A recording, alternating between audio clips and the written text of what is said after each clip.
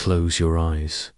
Take a deep breath in and let it out slowly, again, in and out. There you go.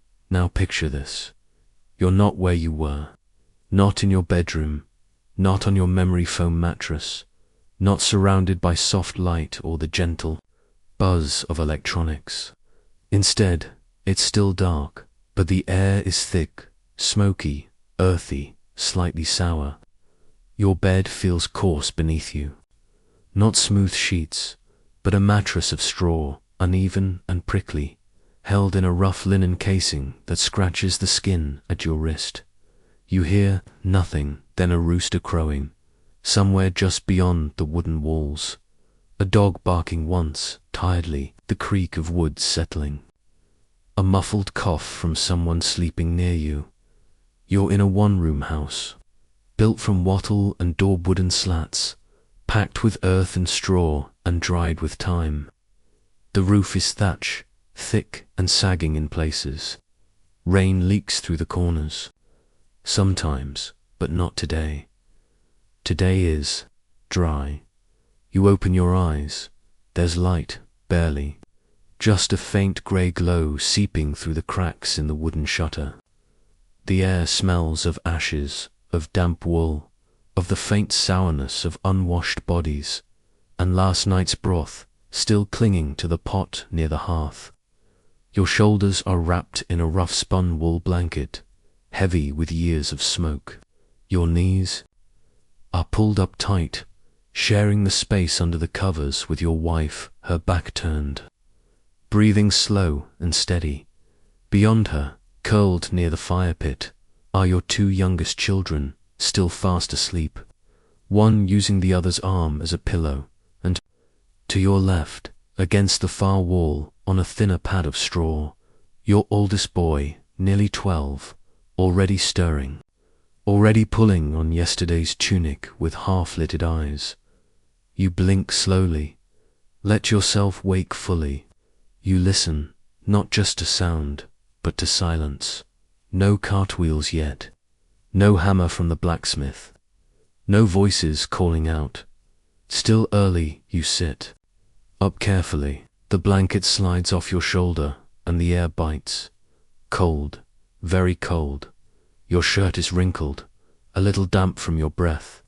The fabric is coarse homespun linen, hand-woven by your wife last winter. It smells of ash, and you, and outside. Though you haven't stepped foot outside yet today, you reach for your shoes, wooden clogs, worn smooth by years of walking the same rutted paths. You pull thick, scratchy wool socks up to your knees, and stand. The floor is packed earth, cool and hard underfoot. You add more wood to the fire from the bundles stacked near the hearth. Just a few pieces. The good dry stuff you've kept buried under rags to keep it from the rain. The fire stirs reluctantly, then catches. A soft orange glow begins to spread across the room. Your wife turns, eyes half open. You're up early. She mumbles. You nod. The frost'll be heavy. Best get out before the sun softens the ground. She sits up too, gathering the blanket around her shoulders, her long dark braid falling over her chest. She's already pulling mental lists. What needs boiling? What needs mending? What needs cooking? Your son rises without being asked. He knows today is ploughed out. The ox needs harnessing. The tools need checking. You hear the rustle of his tunic, sliding down over his thin frame, then the thunk of his feet into his clogs. He doesn't speak, but there's comfort in the silence.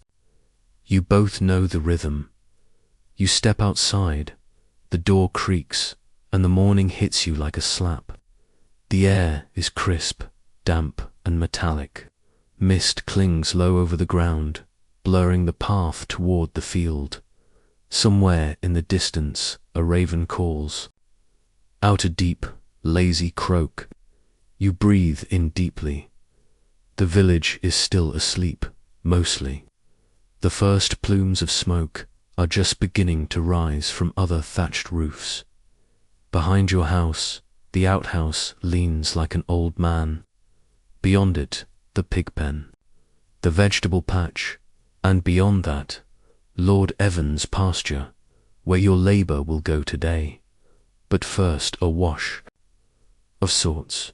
You return inside to the basin. Your wife has already poured cool water from the clay jug. It's murky, faintly silty, but enough. You dip your hands, splash your face.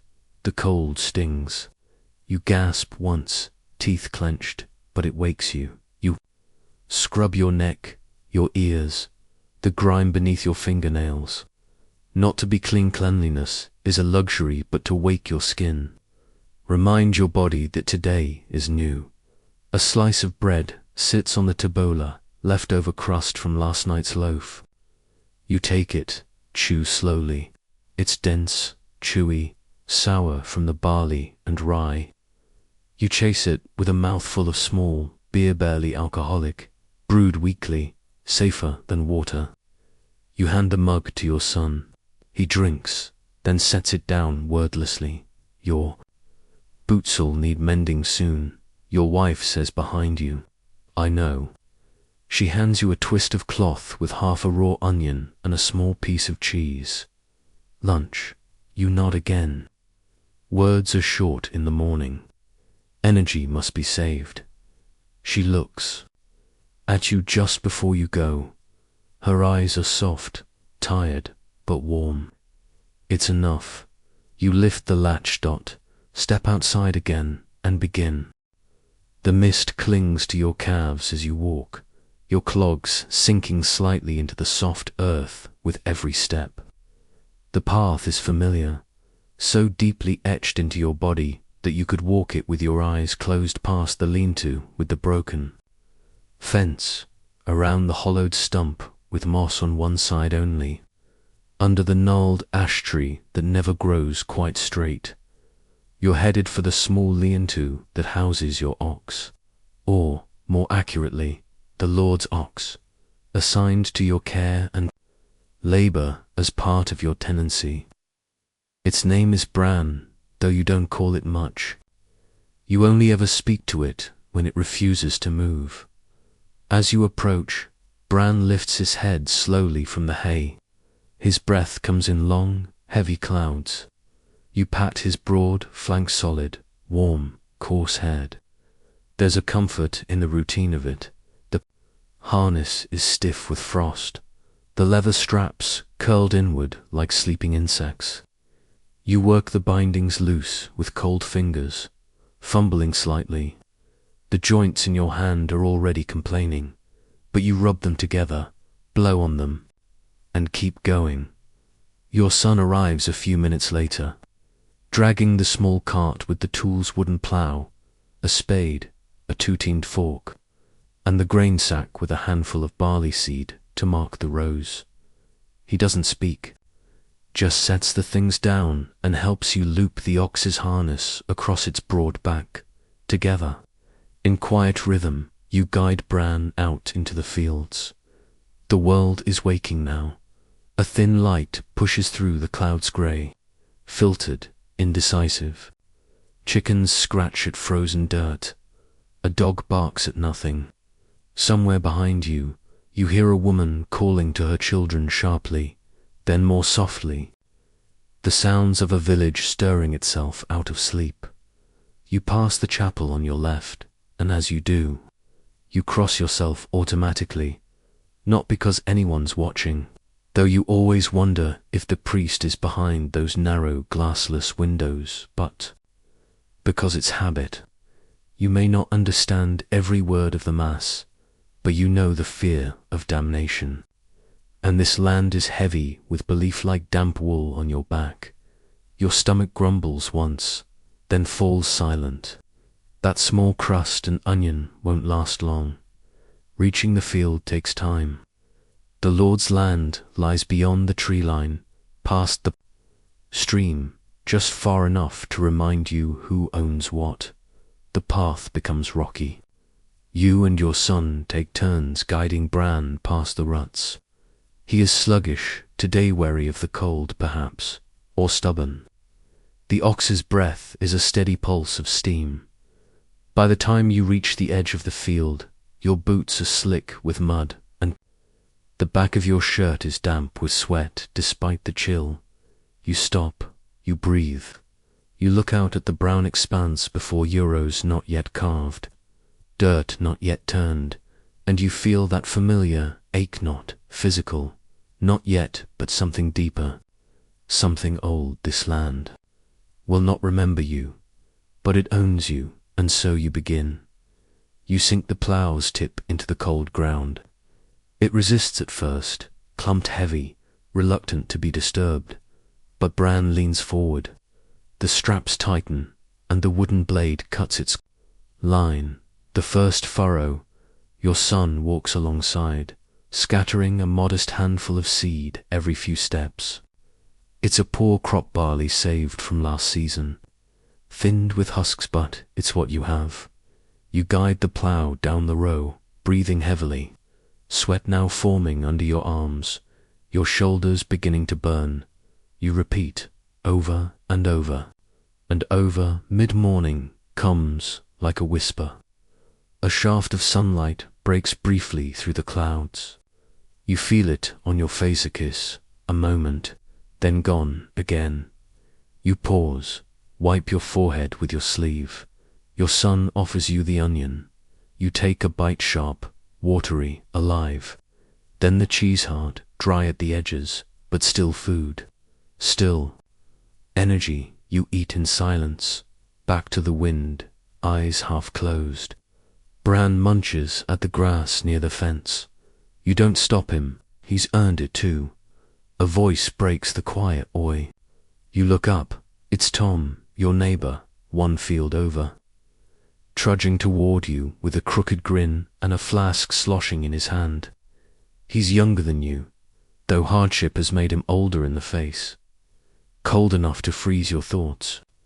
Isn't it? He says, then drinks. You grunt.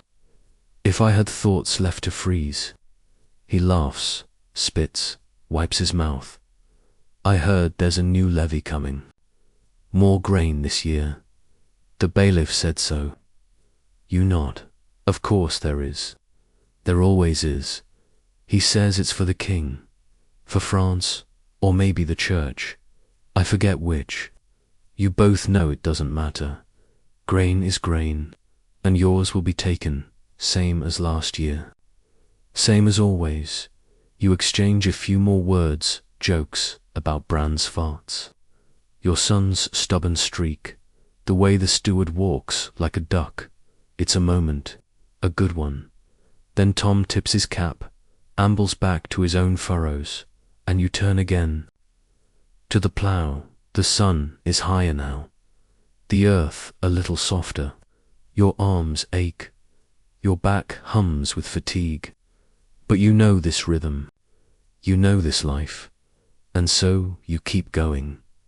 Hours pass in rows and rows and rows. By noon, the small beer in your flask is gone. Your son's fingers are red and chapped, but he says nothing. You let him rest against the tree. You give him the last of the crust from your pocket. He chews slowly, head leaning against bark, eyes fluttering but not closing.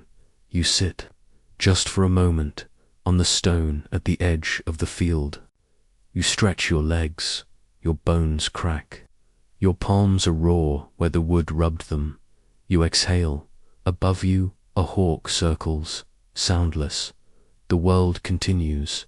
Eventually, you rise again, because the work never finishes itself.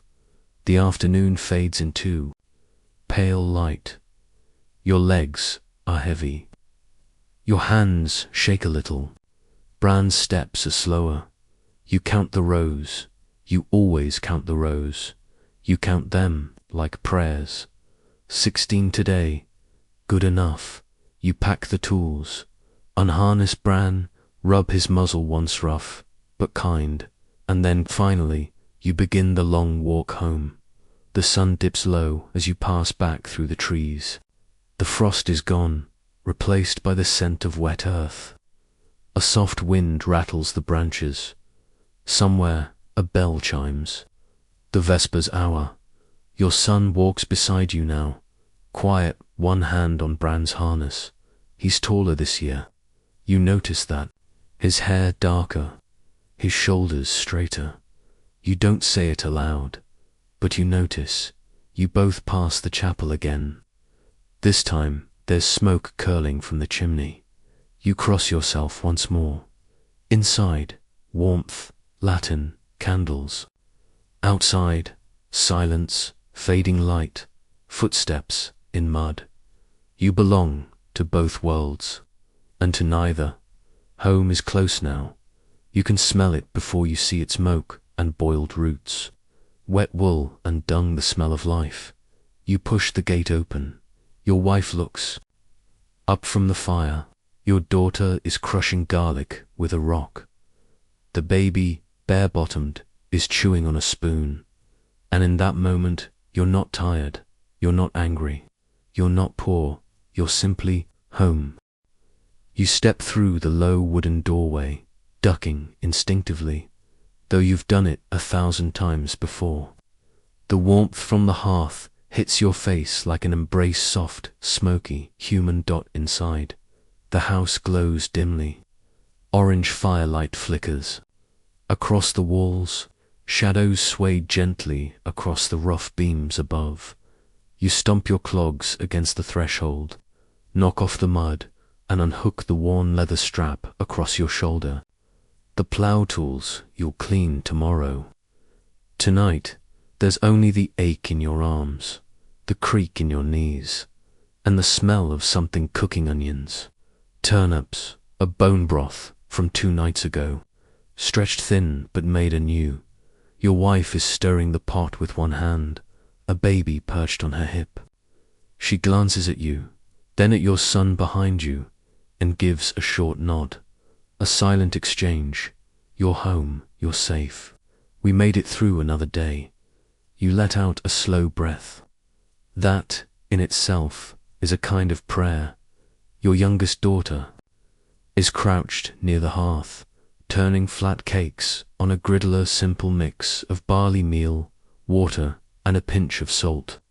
No leavening, no butter, but they smell earthy and warm.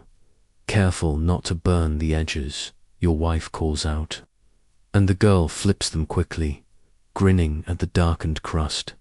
Your eldest is tending the chickens outside. He'll bring in 2 eggs, small, speckled, barely enough to share. But it's a good day when the hens are kind. You settle onto the low stool by the fire, stretching out one leg, testing the weight of your limbs.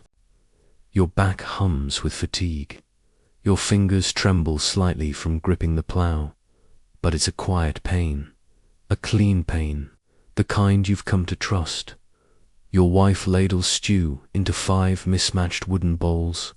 It's thin, mostly water, turnip and onion, but it steams, and the smell is comforting.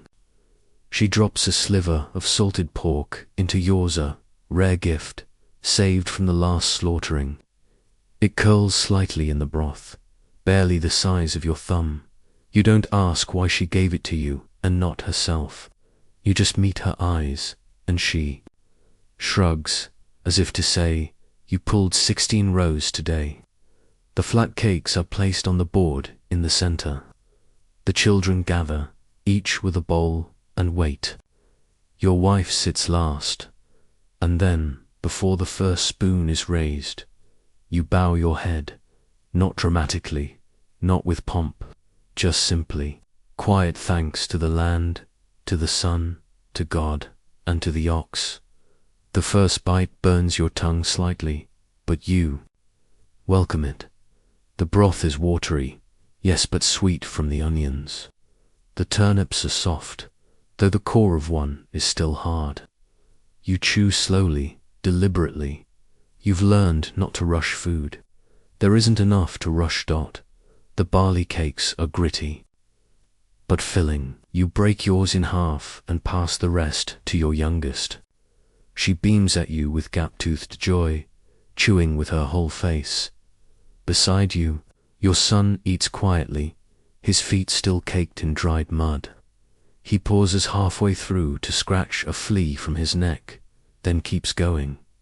Across the table, your wife closes her eyes for a moment, not to sleep, just to rest. You watch her shoulders rise, then fall.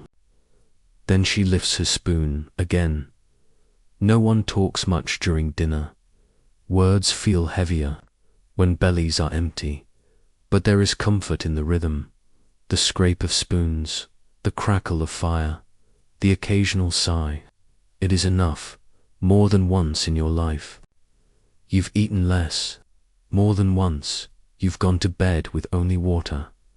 But tonight there is broth and warmth, and the small, miraculous presence of 5 souls gathered in peace. After dinner, the bowls are licked clean by fingers and tongues alike. The fire is stoked once more, and your eldest brings in a new log, setting it carefully beside the hearth. Your wife gathers the baby, now asleep, and lays him gently on the straw mat near the fire, wrapped in the wool shawl your mother wove before her death. The 2 middle children argue softly over who gets the better corner of the blanket. You let them. The chores begin again. Your wife scrubs the pot with ash and straw. You wipe the table with a damp cloth. Your son carries the scraps, what little there out, to the pigs. The world continues. You step outside once more, just for a moment. The air is sharper now, tinged with the smell of dung and wood smoke. The stars are visible tonight bright, pricks of light in a velvet sky. You trace one with your eyes and think of the stories your mother told when you were small. That one's the plough, she used to say, pointing. And that one's the great ox. They follow you in the field.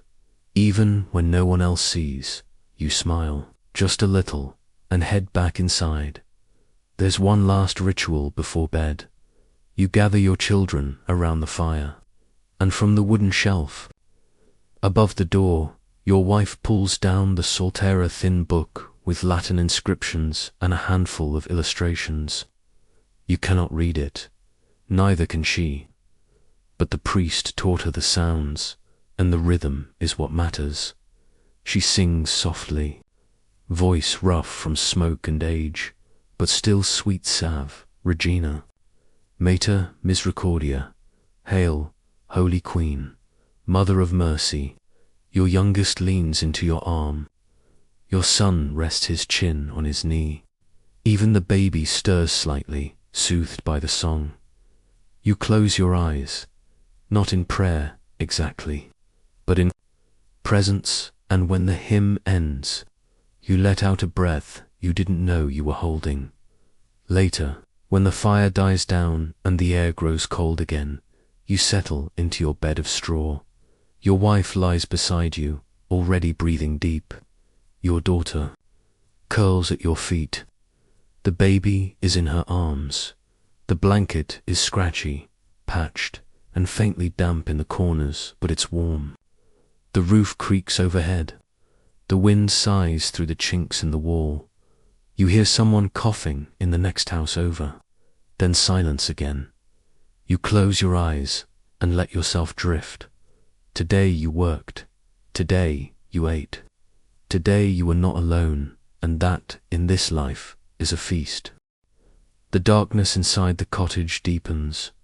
The fire has shrunk to a faint red glow, pulsing beneath a heap of ashes. Your breath rises in visible clouds.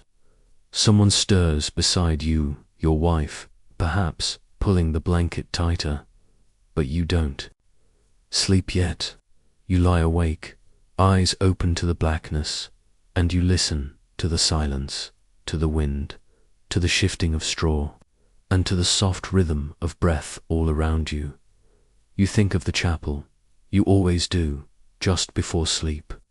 It stands at the center of the village, its bell tower crooked, its stones stained by centuries of rain and smoke.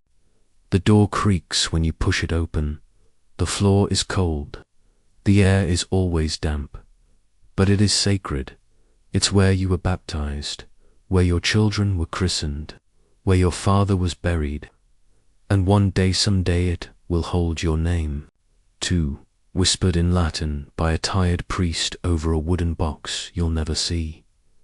The priest, Father Osric, is not a warm man, but he is not cruel either. He speaks mostly in Latin, and you understand only pieces.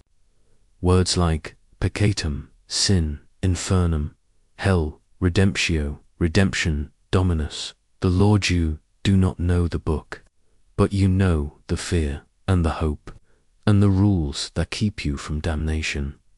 You remember being 7, maybe 8, sitting cross-legged on the chapel floor while Father Osric described what would happen to the unfaithful: a fire that never ends, worms that never die, screams that echo for all eternity. You believed him. You still do, because no one survives a poor harvest unless they believe in something. The next morning, you wake before the sun. As always, there is no bell, no rooster, just your own body rising like a tide.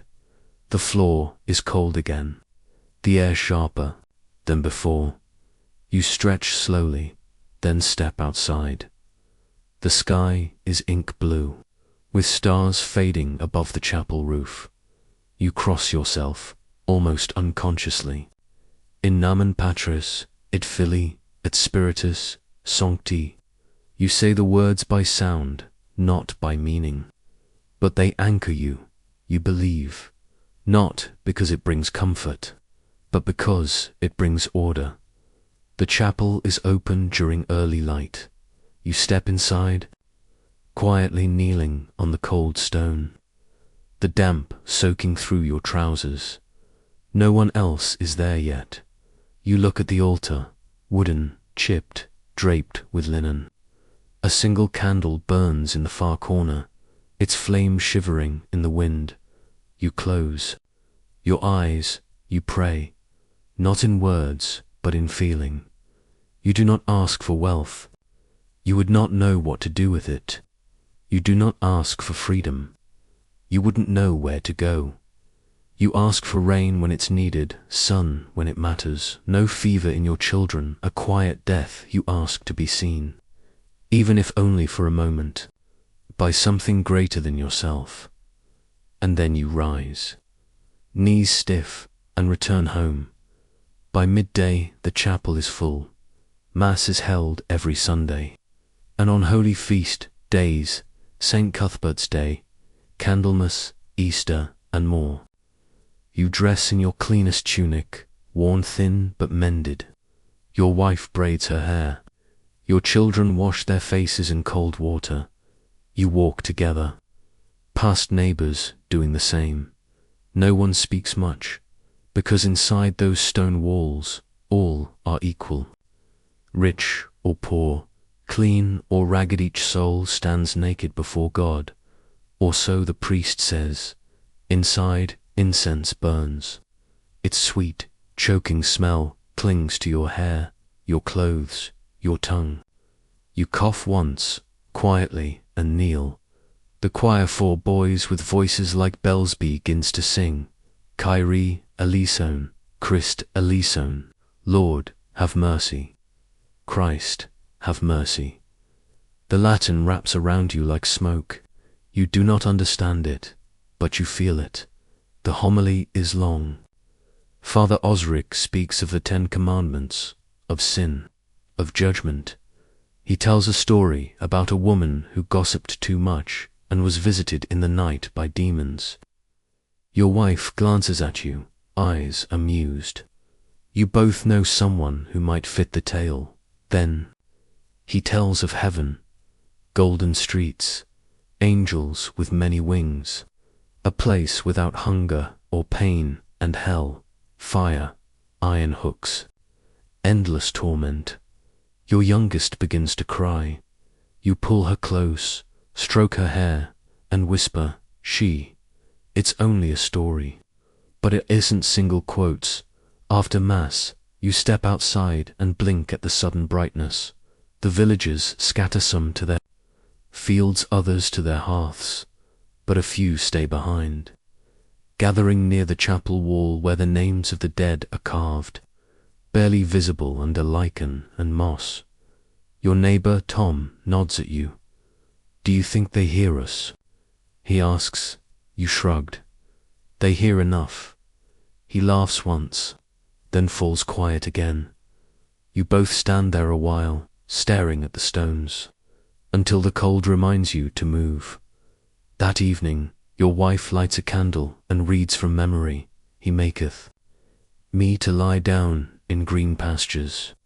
He leadeth me beside the still waters. He restoreth my soul. The words are old, worn, but they fit the house like a song. Outside, a storm brews. Thunder rolls low in the distance. But inside, the world is still. You hold your son's hand. He doesn't pull away. Not tonight. Before sleep, you say a prayer. Under your breath, you ask not for joy, only for endurance, for the strength to wake again tomorrow, and the courage to believe it matters. You wake before the sun again, not because of duty this time, or habit, or hunger, but because your youngest daughter has wedged herself between you and your wife, her feet icy cold against your leg. She's dreaming, murmuring something about apples, then goes still again. You adjust the blanket around her small frame and lie back, eyes open to the dark dot. It's quiet, but not empty. The house has settled overnight into its familiar rhythm. The ashes in the hearth are faintly warm. The chickens outside shuffle in their pen, restless. Your wife breathes slowly beside you. The baby lets out a tiny sigh and turns in her sleep. You stare up into the thatched roof above its angled beams, blackened by years of smoke. There's a spider hanging just above your head, spinning in slow motion. And somehow, in this moment, you feel grateful for the roof, for the breath, for the stillness. The day begins, but not with the plough. Today is a rest day, not a feast day, not a holy one, just a rare moment when the fields don't demand your every hour. The ox is tied, the tools stay where they are. The sky is grey, but not raining. The air is brisk, but not biting. Your wife decides to wash the linens in the stream. You offer to carry the bucket. The children tag along barefoot, shouting, chasing one another through puddles. You walk behind them slowly, bucket in one hand, watching your eldest try to teach the second youngest how to skip stones. She throws one straight into the mud. He laughs. It's a small sound, but it echoes. At the stream, your wife rolls up her sleeves and plunges her hands into the water. She shivers, then exhales, and starts scrubbing. You sit on a flat rock nearby, watching the current. Leaves drift past brown and gold. Beside you, your daughter is braiding blades of grass into a rough crown. She places it on your head, giggling. You're the king of the mud, she announces. You nod solemnly, then kneel before me, Lady Turnip, and swear fealty.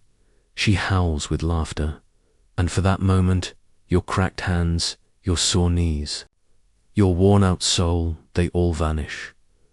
On the walk back, your wife hums softly, a tune from her childhood, maybe, or one her mother used to sing. The baby joins in with nonsense syllables, bouncing on her hip. At the cottage, your eldest is carving something with his little knife, a toy horse, perhaps, or a cross. Your son sets it down when he sees you. Will you tell a story tonight? He asks. Only if someone helps chop firewood. He nods, and then disappears around the side of the house. By late afternoon, The sky has softened. That strange golden hour where everything looks warmer than it is. The fields glow. The smoke trails upward in delicate spirals. You can smell stew again this. Thyme with carrot inside. The children are gathering rags for kindling. Your wife is arranging herbs to dry near the hearth. Rosemary, thyme, mint if you're lucky. You sit down by the fire, stretch your back and begin to whittle a spoon from a curved piece of ash wood. The work is slow but satisfying. The wood bends, just enough under your blade. The shape starts to emerge. Bowl, neck, handle, a little wonky but usable. You run your thumb along the edge, smooth, that evening. After supper, the children crowd around the hearth with expectant eyes. Tell the one about the wolf, your daughter begs. No, your son says, the knight who tricked the giant. You raise a hand.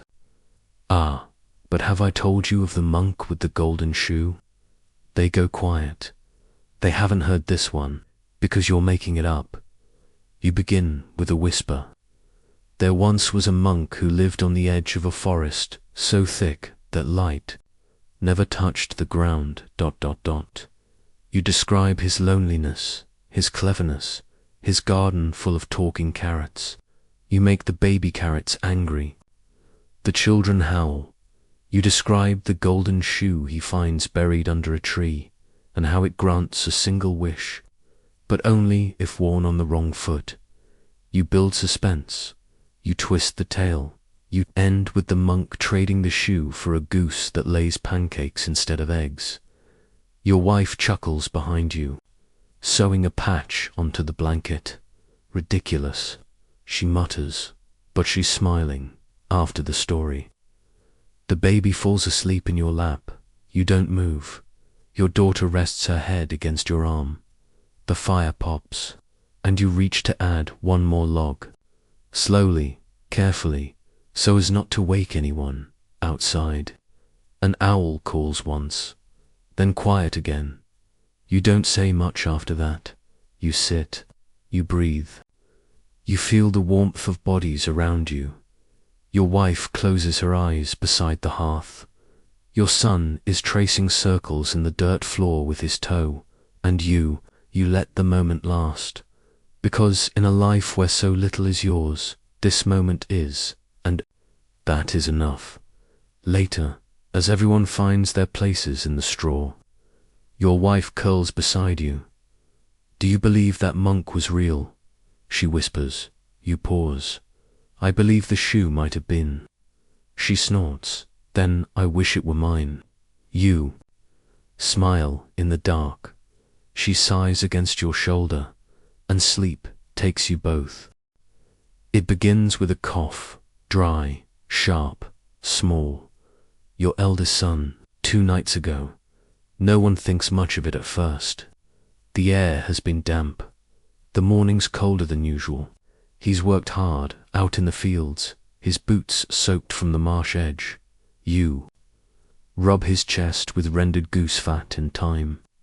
You place a hot brick near his feet in the straw bed. You whisper a psalm and kiss his brow. He sleeps, but the cough stays the next day. He doesn't rise. His eyes are glassy, skin flushed and cold. At once, his breath rasps. Your wife changes his tunic, damp with sweat. You feed him broth, thin as air. But the cough stays, and that night it spreads. Your second daughter wakes crying, her forehead hot. The baby sneezes violently, then whimpers, curling into your wife's chest. Your own throat is scratchy, your head thick with cotton dot, and just like that, illness arrives. It enters without permission. It claims space in your home, in your lungs, in the air between kisses and spoons, and there's no name for it. You don't know words like infection or bacteria. All you know is this: once the cough comes, It does not always go. Outside the village feels different. Fewer voices, no carts. The chapel bell rings earlier than usual. Father Osric walks the paths more often now. Cloak drawn, head low, he does not stop to chat. He does not smile. You pass Tome's house and see a bundle of rags hanging from a post-a-quiet sign. Someone there is ill or gone. You don't knock. You don't need to. You keep walking. Inside, the children sleep in fits. The baby will not feed. Your daughter cries when she swallows. Your son barely opens his eyes. Your wife doesn't speak much now. She simply moves from bed to basin, from basin to fire, from fire to straw. She wipes, she holds, she prays. And you feel useless. Your hands are made for soil, not fevers. For carrying wood, not holding frail bodies. So you sit and watch and wait at night. The house is a chapel. The fire flickers like candlelight. The coughing becomes a litany. Your wife's voice recites the only thing left to offer. Ave Maria, gratia plena, Dominus tecum. She sings until her voice breaks. You sing with her, not because you believe it will heal them, but because you don't know what else to do. 3 days, the boy stops coughing. He starts breathing shallow and easy. He asks for broth. He smiles when you kiss his hair. You weep quietly in the dark. Your daughter is next. She fights harder, longer, but on the 4th morning, she wakes up angry, hungry, and demands a carrot. You've never been so grateful for bad manners. The baby still burns with fever. He whimpers in his sleep, tiny hands opening and closing around nothing. Your wife doesn't leave his side. You carry water. You stoke the fire. You say every prayer you know, and make up 3 more. You don't sleep, you just sit and listen. He makes it by miracle, by stubbornness, by God, whatever name you give. His fever breaks one dawn, just before the light. You feel his forehead, and it's dry. You lift him to your chest, and he clutches your shirt. Breathing soft, you don't say anything. You just hold him, and let yourself breathe for the first time in days. Not everyone is as lucky. Tome's wife dies that week. You hear the cart pass your house just before midnight, wheels muffled by cloth. They bury her near the chapel wall, unmarked but not forgotten. Tom doesn't speak for 2 weeks. You bring him broth, thickened with lentils. You sit on his step, while he eats in silence. Then you leave. No words, just presence. That's what grief is. Here, not keening wails or black veils, but quiet hands, extra bread, silence shared around a fire. You've lost before. You will lose again. But each day you rise, you honor what remains. Later, when the children are well enough to play again, you mend the fence. You rebuild the chicken coop. You gather eggs with your daughter, her small hand warm in yours. You look at the world and see the same trees, the same sky, the same fields. But something has shifted. You are more tired, more grateful, more afraid, more alive. That evening, you sit by the fire, your wife beside you, baby asleep on her lap.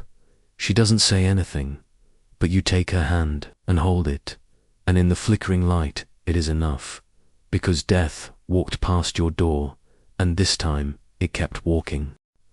It begins with a cough, dry, sharp, small. Your eldest son, 2 nights ago.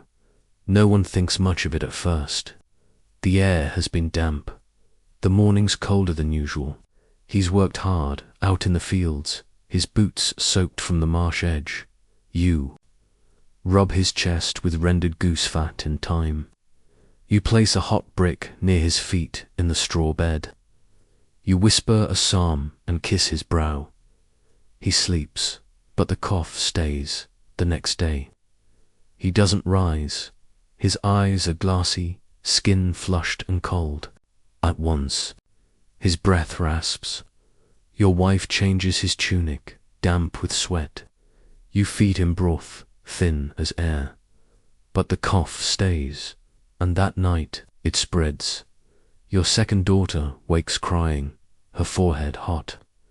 The baby sneezes violently, then whimpers, curling into your wife's chest. Your own throat is scratchy, your head thick with cotton dot, and just like that, illness arrives. It enters without permission. It claims space in your home, in your lungs, in the air between kisses and spoons, and there's no name for it. You don't know words like infection or bacteria.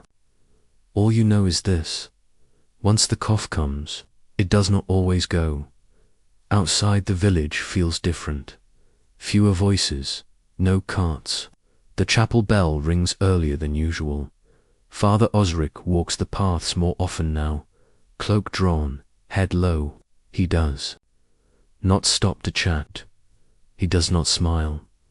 You pass Tome's house and see a bundle of rags hanging from a poster-quiet sign. Someone there is ill or gone. You don't knock. You don't need to. You keep walking. Inside, the children sleep in fits. The baby will not feed. Your daughter cries when she swallows. Your son barely opens his eyes. Your wife doesn't speak much now. She simply moves from bed to basin, from basin to fire, from fire to straw. She wipes, she holds, she prays, and you feel useless. Your hands are made for soil, not fevers, for carrying wood, not holding frail bodies.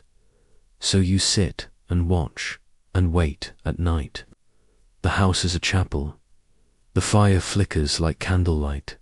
The coughing becomes a litany. Your wife's voice recites the only thing left to offer. Ave Maria, gratia plena, Dominus tecum. She sings until her voice breaks. You sing with her, not because you believe it will heal them, but because you don't know what else to do. 3 days, the boy stops coughing. He starts breathing shallow and easy. He asks for broth. He smiles when you kiss his hair. You weep quietly in the dark. Your daughter is next. She fights harder, longer, but on the 4th morning, she wakes up angry, hungry, and demands a carrot. You've never been so grateful for bad manners. The baby still burns with fever.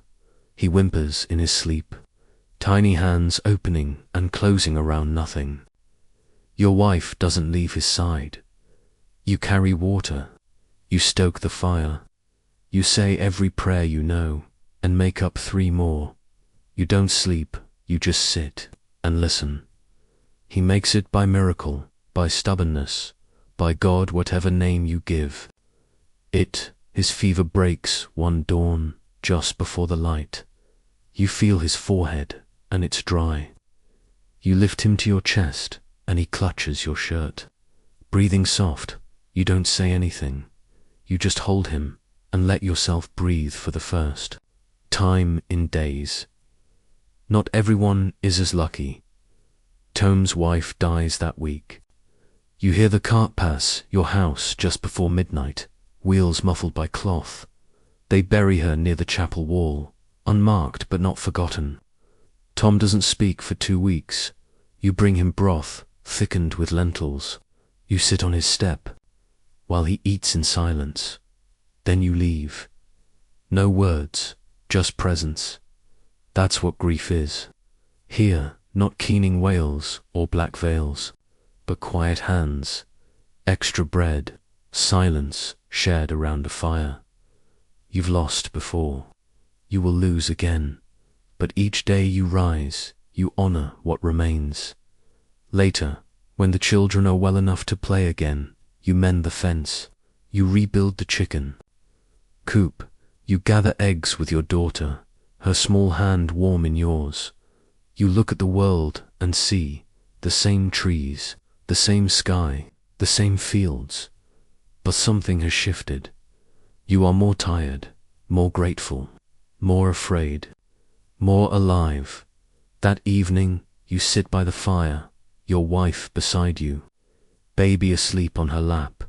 She doesn't say anything, but you take her hand and hold it, and in the flickering light, it is enough, because death walked past your door, and this time it kept walking.